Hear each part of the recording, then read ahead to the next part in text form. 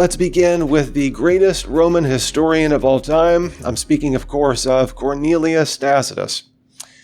Tacitus is generally considered the greatest Roman historian, and his annals in particular, his histories, show him to have been one of the greatest historians in the Roman era in antiquity. What is it that Tacitus writes about Christianity in general and Christ in particular? Well, he writes this in Book 15, Section 44 of his Histories, the Annals. He writes, "Consequently, to get rid of the report, Nero fastened the guilt and inflicted the most exquisite tortures on a class hated for their abominations." Now, in the context, this refers to Nero trying to get a scapegoat to blame for the fires that broke out in one of the Roman quarters. It was assumed by the populace that actually Nero had started this fire to burn down an entire section of real estate in Rome, and so he would have more space to build his statues and temples and building projects. So Nero needed to blame a group of people for starting this fire. So who was a good group of people to blame? Well, there was this new group in town whom he called the Christians, by the populace. The populace, or the population in Rome in AD 64, just some 30 years after the crucifixion and resurrection of Jesus. There were already Christians in Rome, and Nero said, those are the people that we're going to blame. Well, where did these Christians get their name? We learned from Tacitus that they got their name from Christus. That was the origin of the name Christian. Well, Christus is the Latin rendering of the name Christ. So this is the Latin name that you would give to refer to Christ.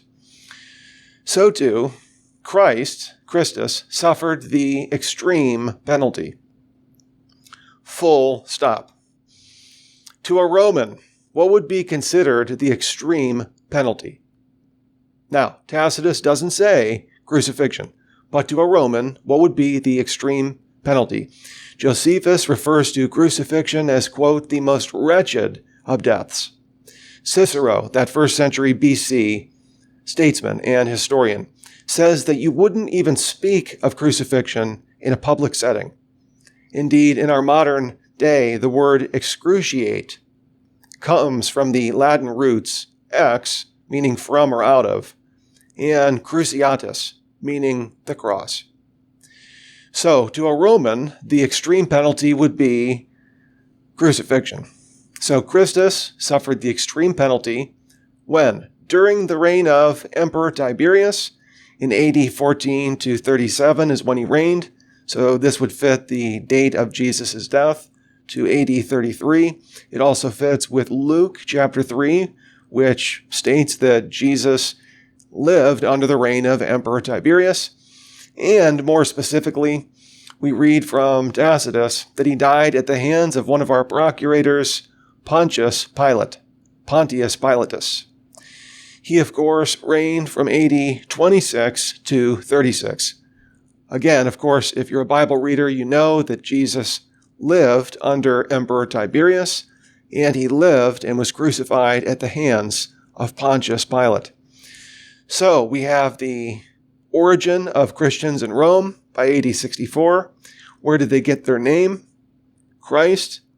What happened to him? Well, he suffered the extreme penalty, presumably crucifixion, and he died under the reigns of Emperor Tiberius as well as Pontius Pilate. A most mischievous superstition, so you can tell he doesn't like Christianity, thus checked for a moment. What does that mean? To be checked for a moment, that this superstition was going to break out, and they checked it momentarily, but then it continued to spread. Gary Habermas thinks that this could refer to the death and then the 3 days of it being checked because he was killed, and then the resurrection that took off after this. That's when the Christian movement just exploded in the ancient world. So, checked for a moment, again broke out not only in Judea, the first source of the evil, but even in Rome, where all things hideous and shameful from every part of the world find their center and become popular. Accordingly, an arrest was first made of all who pleaded guilty. Then, upon their information, an immense multitude was convicted. This isn't simply saying that Christianity made it to Rome within 30 years of Jesus' death and resurrection. Tacitus is saying that this group was so big, he calls them, quote, an immense multitude. An immense multitude.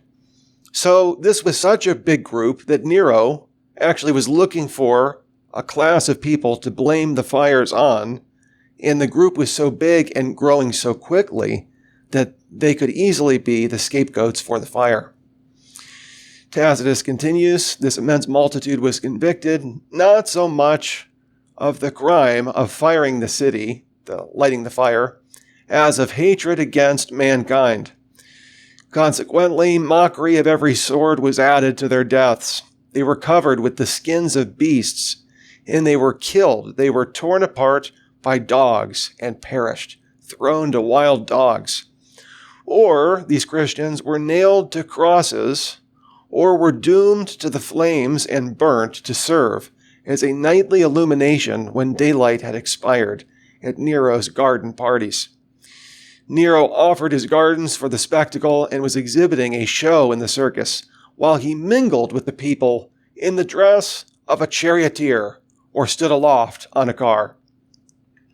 So this picture is just this macabre scene of Nero dressed up as a charioteer riding around in his gardens during his parties to the screams and the agony and torture of Christians who were being ripped to shreds by dogs, who were being crucified, or who were being lit on fire, and who were being used as human torches when the sun went down in Rome.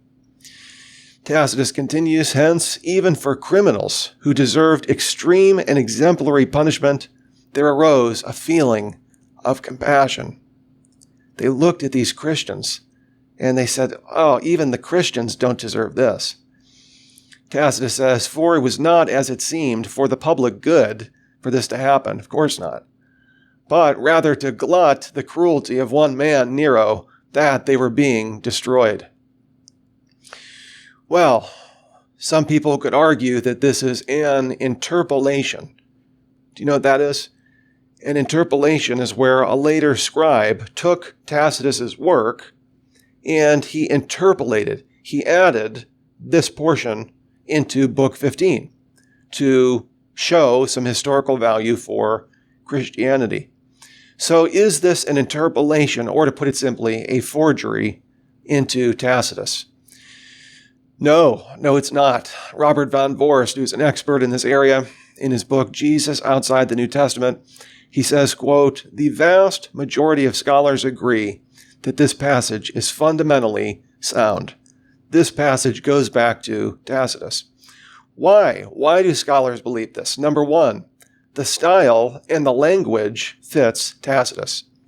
There's nothing here that is alien to Tacitus. It's not as though this section just seems completely different from Tacitus in its syntax, its style, or its language. Second, the context fits with the burning of Rome. It isn't that this section just comes out of the blue.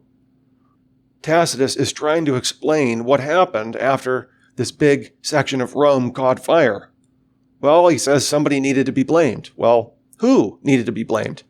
This is where he explains that Nero put the blame on the Christians. Number three, a Christian interpolator wouldn't be so negative toward Christians, and he wouldn't be so succinct toward Christ. Negative toward Christians. Is Tacitus a fan of Christianity? According to this text, no. He says they were guilty of hatred for their abominations. They believed in a mischievous superstition. They were hideous and shameful and were guilty of hatred toward all mankind. So Tacitus is not a fan of Christianity. Surely a Christian interpreter wouldn't, or an interpolator, wouldn't have written it this way. And all we have for Christ is just a throwaway comment.